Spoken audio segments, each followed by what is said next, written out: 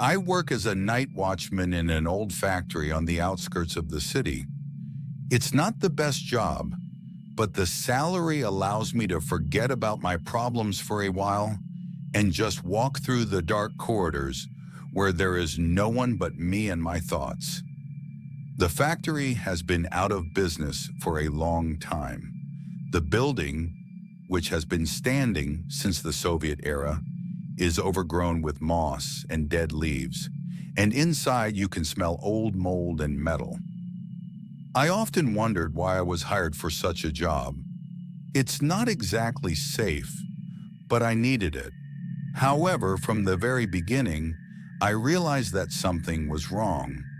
It became obvious a few weeks later when I started to notice strange noises in the building. At first, it was just footsteps, light ones, as if someone was walking next to me. But when I approached the place where the sound was supposed to be, I didn't find anyone.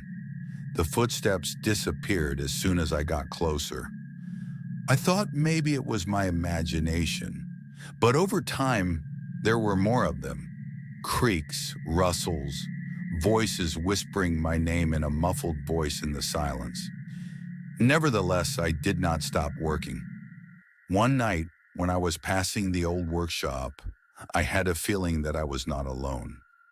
I slowly entered the room, and at the same moment I felt the dampness and cold penetrate my bones.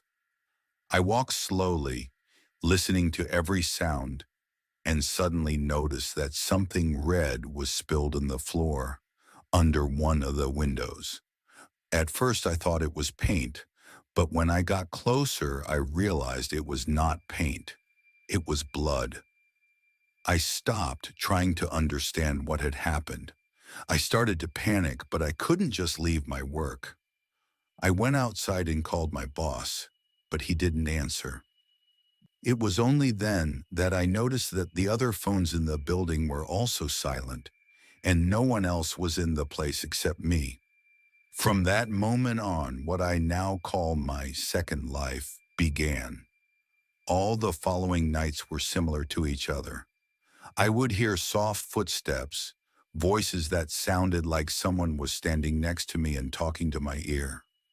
And sometimes I just felt someone's presence, even if there was no one in the room. Once, when I was checking the basement, a door opened that I had never seen before. It was always closed, but this time, when I walked past, it opened in front of me, as it should be according to the rules of this factory, where everything had its own plan and its own logic. I went downstairs. The dim light from the lamps scattered into the dark corners, and the air smelled like chemical acid, as if the whole building contained something invisible and terrible. And there, in the very center of the basement, I saw him. A man in a gray suit, not old at all, but with a look on his face as if he had been there for years. He stood there looking at me without emotion, as if he was waiting for me to make the first move. I couldn't take my eyes off him. Although I realized that he was not alive, that he was just an image or a ghost, my body began to grow cold with terror. I rushed up as fast as I could, and when I reached the surface, I realized that I could no longer see the world as I had before. The factory had become a trap for me. I came back a few days later, but nothing had changed. The same sounds, the same doors, and the same man in a gray suit staring at me from every angle. And now I'm here, another night. And again I hear his voice. He does not let me rest. Maybe he doesn't want me to stay alive.